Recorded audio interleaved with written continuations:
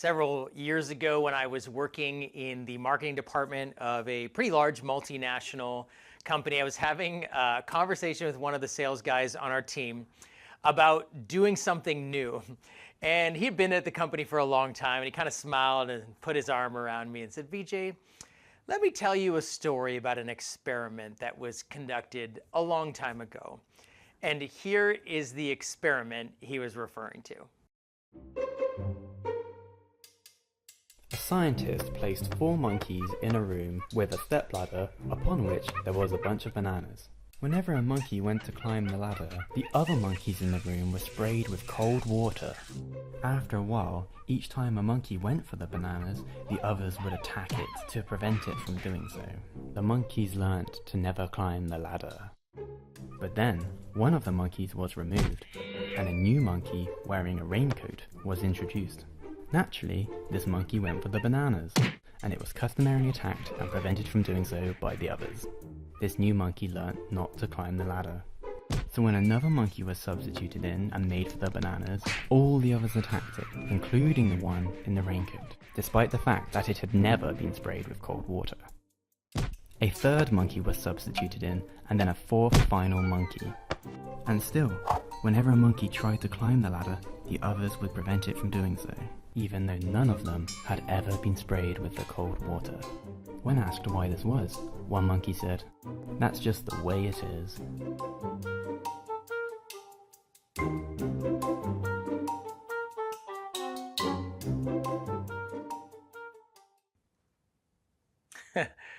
We could sometimes hear him from his office just saying, "monkeys, bananas, ladder," and we would laugh at him for it. And his point was, hey, look, you could try to do something new, but it probably won't work. And in fact, it'll just get all of us in trouble if we do.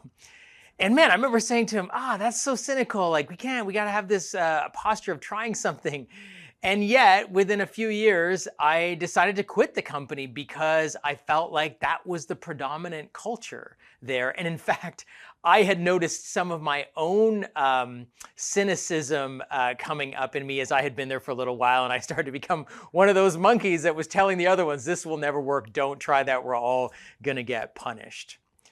I wonder if in any way that describes some of the work environment you find yourself in.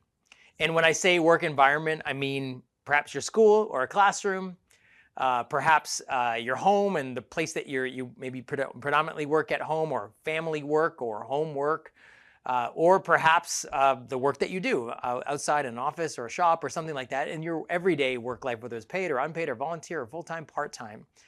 That it's possible for our workplaces to become marked by pessimism and fear. That this can become the predominant response to our life's work. And here's the thing, inevitably in your work, you will come across things that need to change or could be better, or situations that need improving, or problems that need to be solved. Especially if you like your work and you're very passionate about what you're doing, you'll be thinking about, okay, how do I fix this, or how do I make it better? You'll see the things that need to be improved, or new things that could possibly be started. In fact, maybe some of your jobs or your job titles or this field of study you're going into is in particular to bring change or solve problems or move something forward. And yet, it's possible that our culture, the work culture, the people we work with, our classmates, our team, or even ourselves can actually have an attitude of pessimism, right? And pessimism is, well, this is just the way it is. And really, this is the way it always will be. And it can never be anything other than this. That can start to creep into how we view the situation, the problems, the environment we're in, kind of a pessimism, or a fear. A fear like, well, a fear of failure if we try something new, or I will get criticized or blamed or fired if I try to do something new, or if I'm the initiator of, hey, or if I'm a voice of what needs to change. And man, when our workplaces and our work, the culture, the work itself, or we ourselves start to get marked by or have a tone of or an approach of pessimism and fear, it's very easy for work to become a 4-letter word in that way. And we're talking about this because over these 7 weeks, we are trying to be honest about our work, but actually hopeful and say, hey, work doesn't need to be a four-letter word. In fact, according to God and the writers of the scriptures and as the people of God, we're meant to affirm, no, work is not a four-letter word. And that it's possible in our life's work, whatever kind of work we're doing, whether we're a student or full-time or part-time, again, whether that's homework, schoolwork, family work, work in a home, work outside of your home, part-time, full-time, work you get paid for, work that's volunteer, work that's unpaid, that we can actually find joy and purpose and even God himself in our everyday work. And for this thing that, quite frankly, like I said a couple weeks ago, we're going to do more than we do anything else, right? We're going to work more than we do anything else other than sleep. Man, we need to be able to find joy, purpose, and even God in it, in our everyday life. Now, the text that we've been using to work through this, and it's going to end up coming up a couple times, is from the book of Genesis, which is the first book of the Bible, and the word Genesis just means beginnings. It's the beginning of the story. And we started there a couple weeks ago because we said, interestingly, curiously, maybe surprisingly for many of us, in the opening pages of Scripture, we find a couple of really profound and stunning things. One, that God is working. That one of the things it describes God doing at the very beginning of the world is working. And like everyday, ordinary work, manual work, gardening, that it's a big part of the story of how we came to be is we suddenly find God working. Secondly, we find human beings made God-like or in God's image. Some of our translations say that. And then thirdly, one of the main ways that they reflect this God-likeness is that we work as well. That God created human beings to be like him, and one of the ways that we are primarily like him, because he's a God that works, and he worked, and he looked at his work and said, I like this. And then he worked again. He said, yeah, that's good. And then he worked again and said, that's good, 6 days in a row. And then he took 1 day of rest, and he started work again. And he created human beings to say, yeah, you're going to work too. What happens next is something we haven't read yet, but perhaps you've read it in Genesis chapter 3. And that is that work gets cursed. Now, what I'm affirming here is work is not a curse word, but our work is cursed. And this word curse, and the word that theologians use and that's even used in the biblical text, is actually really important, right? Because when something gets cursed, it doesn't mean that it now is suddenly evil, that its nature has become evil. What it means is it's going to struggle to be or to become what it was supposed to be. That this good thing is now impaired or hampered or held back by a curse. Or that there's a cloud hanging over something that is keeping it from being what it could be and should be and supposed to be. And we see this even in fairy tales, right? When a curse is spoken over someone or something, they don't just throw out the carrot and go, well, it's cursed, just trash it. The whole rest of the story is doing what?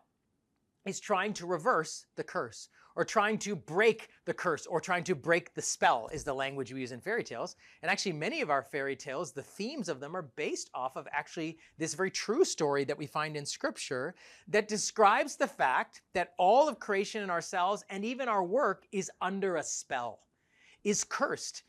And that part of the main point of the rest of the story is that God and we are working together to break the curse, to reverse the curse, to break the spell that is even over our work. How that happens, right? And like, look, we can say like part of that curse, right, is when pessimism and fear begin to mark our work. When we just say, well, with cynicism and pessimism, this is just the way it is and nothing's going to change. Fear of failure, fear of being criticized, fear of being made fun of, and not even just in corporations, like even social media, man, the comments section on the internet is a cruel judge and jury for anyone who tries to propose something new or speak out about something that should change or things that could be different. It's not easy to do that there either. And so that is all part of being under the curse, but we are meant to actually break that in the name of Christ, with the power of God, to actually take our work back. And one of the ways we do that is by meditating on, thinking about, talking about, even here in church, well, what was our work supposed to be? Remembering what it was supposed to be to recapture its true good essence. And I want to read for us just some portions of Genesis chapter 1 again that describe what our work was meant to be and how it is so different than doing work marked by pessimism or fear.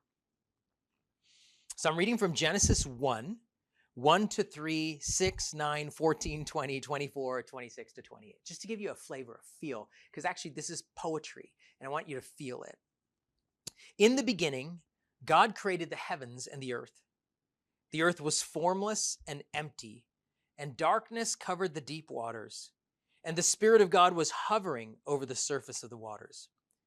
Then God said, "Let there be light," and there was light. Then God said, "Let there be space between the waters to separate the waters of the heavens from the waters of the earth." Then God said, "Let the waters beneath the sky flow together into one place, so dry ground may appear." And that is what happened. Then God said, "Let lights appear in the sky to separate the day from the night.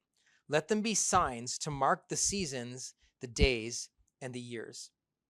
Then God said, "Let the waters swarm with fish and other life. Let the skies be filled with birds of every kind." Then verse 24, then God said, "Let the earth produce every sort of animal, each producing offspring of the same kind, livestock, small animals that scurry along the ground, and wild animals." And that is what happened. Then God said, "Let us make human beings in our image to be like us. They will reign over the fish in the sea, the birds in the sky, the livestock, all the wild animals on the earth, and the small animals that scurry along the ground." So God created human beings in his own image. In the image of God, he created them. Male and female, he created them. Then God blessed them and said, "Be fruitful and multiply. Fill the earth and govern it. Reign over the fish in the sea, the birds in the sky, and all the animals that scurry along the ground." And we actually see here in this description of God's work and our work what it was meant to be. And it begins to actually change our perspective and give us some other way to relate to our work other than pessimism and fear. First, it says here, this is really interesting. It says, "The earth was formless and empty." And it's kind of curious, actually, if you read it and you think like, well, how could the earth be formless? Like, was it like a blob, or was it empty, like it was the ball of earth, but there was nothing in it, or there was waters? Where did the waters come from? It says God was brooding over the waters. This is poetry. The idea is not to focus on the substance or the materiality of creation, but what these words mean. In other words, the earth being formless and empty describes a work and a world that was dangerous, because the seas and the waters, especially dark waters, were considered to be dangerous, especially for people who went out to sea. Often people died and drowned at sea, and fishermen and that kind of thing. So the seas were considered kind of dangerous. And so this idea of dangerous, something disordered, like shapeless, right? Meaningless and useless, right? Something that was disordered, dangerous, meaningless, and useless. And it says God, to that, with his work, creates, fills, and shapes.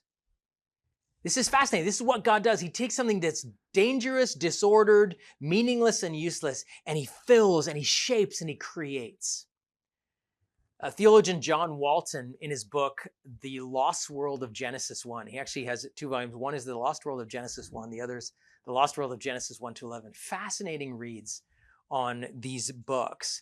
And one of the things he says is we shouldn't get caught up in creation when it says God created and God made. These Hebrew words are not talking about the materials God used. It's like if someone said, "I made a sandcastle," it's like, oh, you took sand and you formed it into the shape of a castle. He said, no, we should read it like when someone says, "I created a company." When someone says they created a company, you're not imagining, I wonder what paper they wrote down the agreement of the company. I wonder what computer they used to type out the terms that they were going to use to start this company. No, the idea when someone says they create a company, you're thinking, oh, what kind of company? What's it for? What's it going to do? He says that's how we should see God's creating work. He had purpose in shaping this shapeless, disordered thing. He had a reason for filling it with meaning and life and vitality. And then it says he creates human beings. And interestingly, he doesn't give them this finished creation and say, "Oh, here you go, human beings, enjoy this." He uses words to tell them what to do. In other words, you're going to work, and the words he uses are kind of similar to what he had just been doing.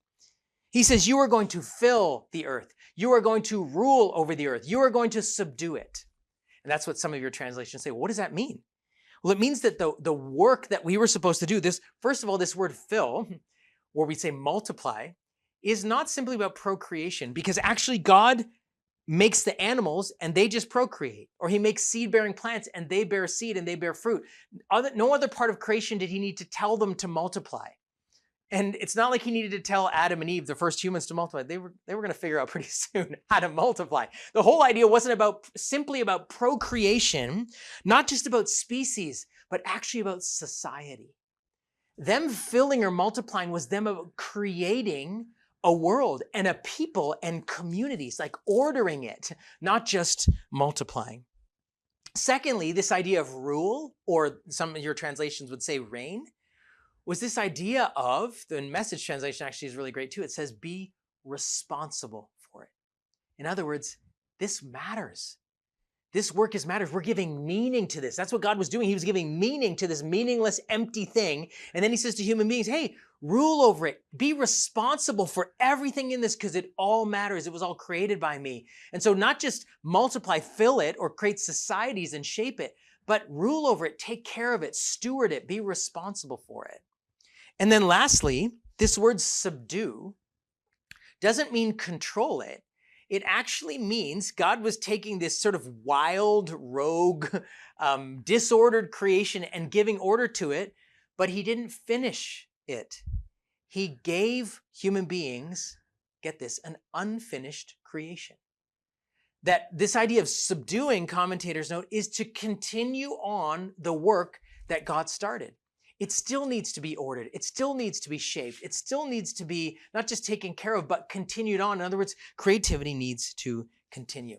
Which says this, that in our life's work, whatever work you do, instead of it being marked by a pessimism that says, well, this is just the way it is and nothing can get better and it's the way it'll always be, or fear, well, we can't wait, it's going to cost too much, it's going to be risk, or we're going to fail, we're going to lose out, people will criticize us, or I'll get fired. Our posture and approach to work is meant to be marked by two things, according to Scripture and these accounts: creativity and risk. Creativity and risk are meant to mark the people of God in their work. First, creativity. It's easy for us to think about creativity as like an artistic person or a musical person or someone who's really good with wood and tools and all that kind of stuff. I'm not good with any of that stuff. Can I just define creativity for our purposes like this? That creativity is a refusal to just accept things the way they are, or assume that that's all they are or ever can be.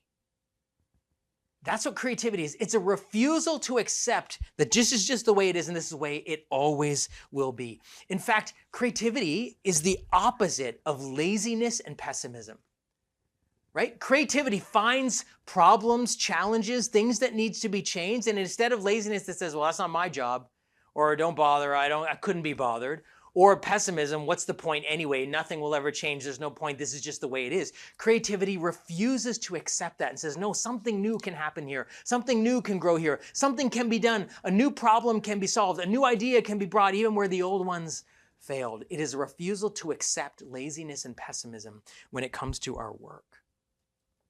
Timothy Keller, in his book, Every Good Endeavor, which is about work and what does it mean for people who follow Jesus to work, he says this, listen, so we are not to relate to the world as park rangers, whose job it is not to change their space, but to preserve things as they are. Nor are we to pave over the garden of the created world to make a parking lot. No, we are to be gardeners who take an active stance towards their charge. They do not leave the land as it is. They rearrange it in order to make it most fruitful, to draw the potentialities for growth and development out of the soil.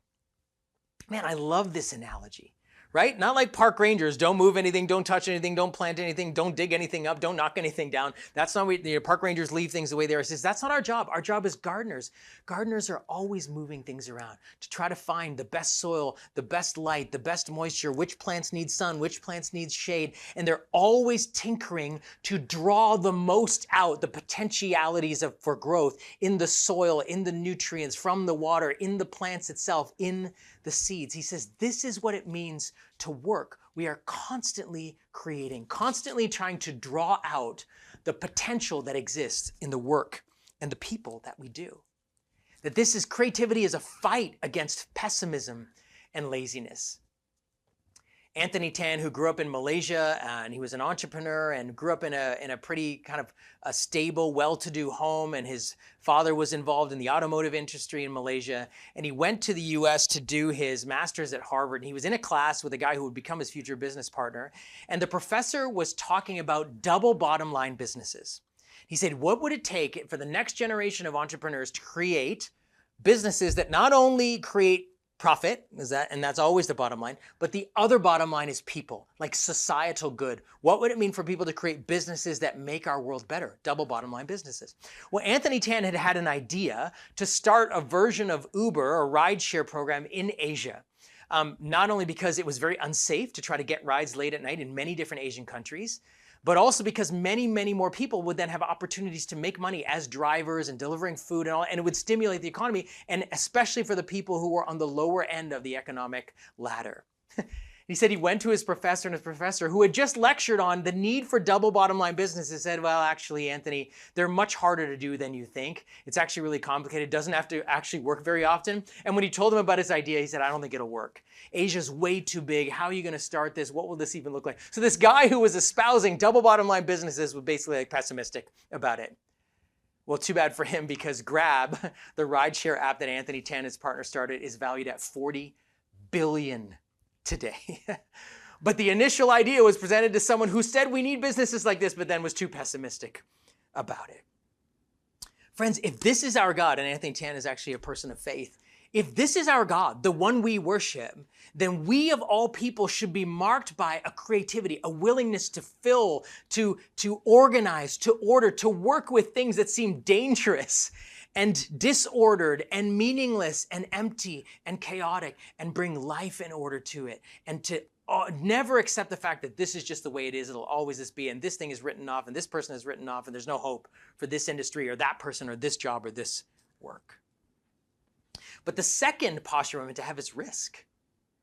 And risk, I think, and I say it like this, is refusing to let fear of failure, fear of criticism, or a scarcity mindset guide our decisions about what work we do and how we do that work.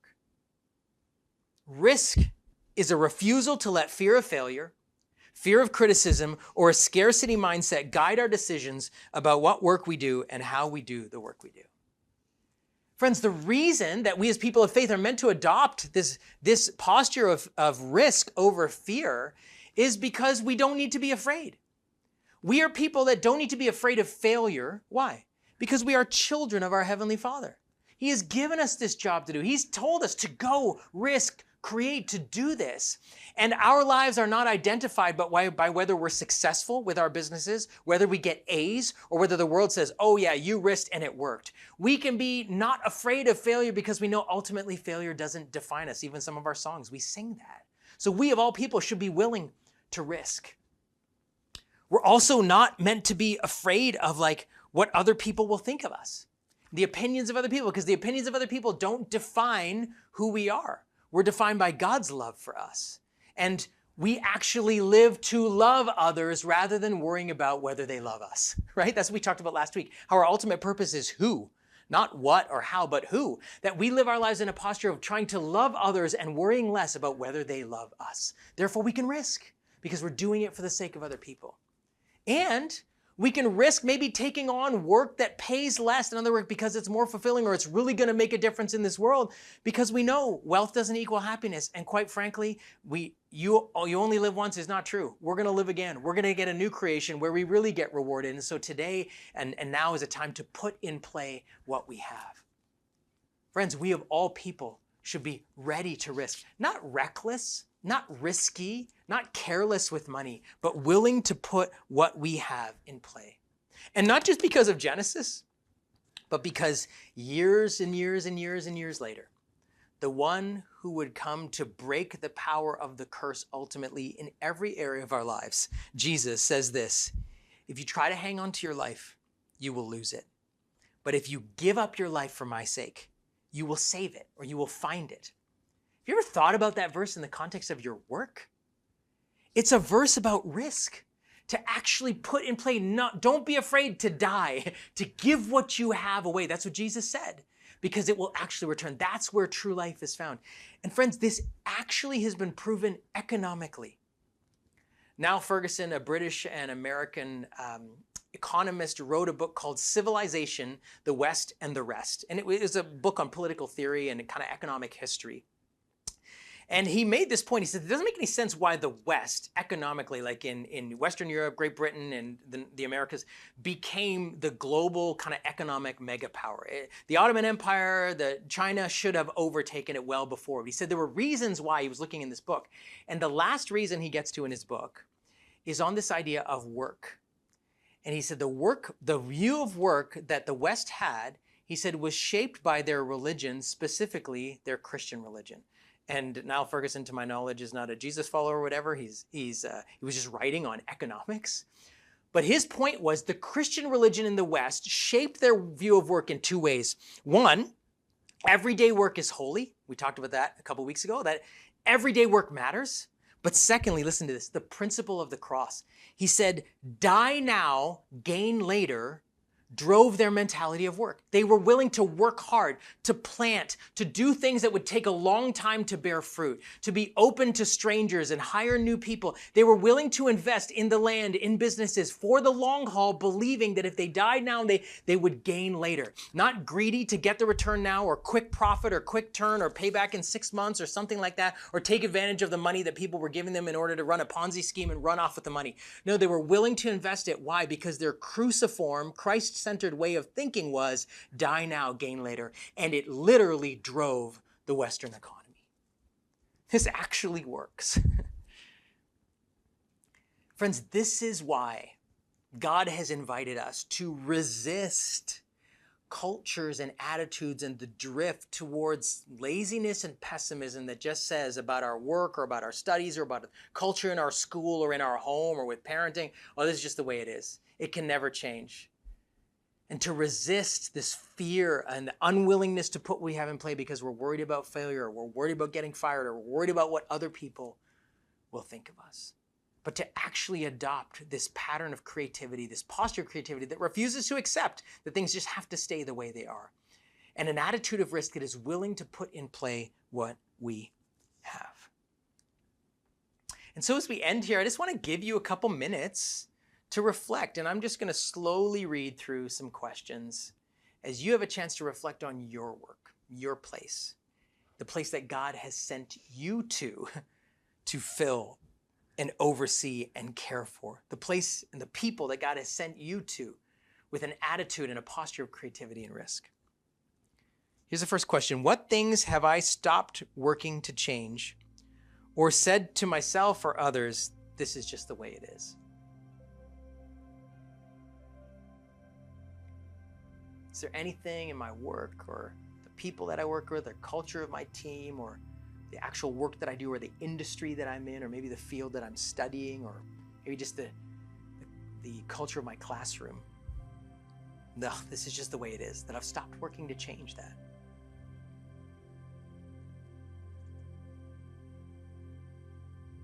Second question, what new thing could make my workplace better? What new thing could I bring? Do I have a new idea of how to do what we're doing? Or a new idea of how to treat each other? For example, can I start a new culture of gratitude if there's a culture of complaining? Right? Where I'm just more actively thankful to the people I work with, appreciating those. Where maybe it's a culture of toxic criticism or anger or just no good words. Could I create a new culture of affirmation and positivity? Could I bring a different attitude into my workplace or my school? What about eating together? Could I facilitate meals with our teams? Maybe some of you, more of you now are working at home. You don't see your teams as much. What would it look like for you as the Jesus follower, you as the one who worships this kind of God, to organize the social gatherings, to bring people together rather than just go, what's the point? Or nobody wants to do that, or that's too hard. To not give in to laziness and pessimism. What new thing could make my workplace better? And then lastly, this question always rattles me a bit when I ask it of myself. When was the last time I took a risk? Like a real risk. Not like one where the pros easily outweighed the cons and I knew it would all work out and so I just did it. That's just logic. That's not risk. That's not faith. When was the last time I took a risk to use my credibility, my role, or capital on behalf of those who don't have it? To give away what I have, to use my power, to cash my chips, to use my voice, to use my position in the company or in my classroom to be a voice on behalf of something that needs to change within our community. When was the last time that I pursued a job or evaluated it for something other than cash or cachet, right? Either what the pay would be or what the title would be or how good it would look on my resume. When was the last time I ignored the pay or the title to do something or to take a role?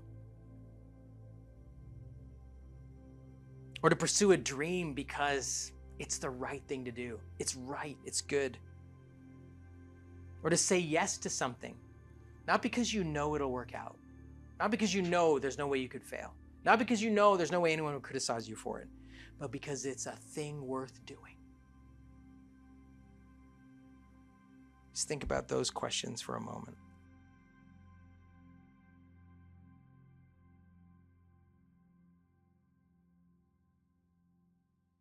In case you missed it in this conversation, that attitude of work, creativity, and risk, that's godlike. And this has to do with all of our work, right? The thing that we will do more than we go to church, more than we pray, more than we read our Bible, more than we do anything else, this work, when we approach it like this, commissioned by this God, this is the job He gave us to do. When we do it with a posture of creativity and a posture of risk, we are not only worshiping this God and saying, I'm doing this because you made me do this. I'm doing this because this is the work you've given me. I'm honoring you. I am obeying you for what you've given me to do. This is the work. This is what it means to worship you more than singing of songs. To worship as we work. This is what that means.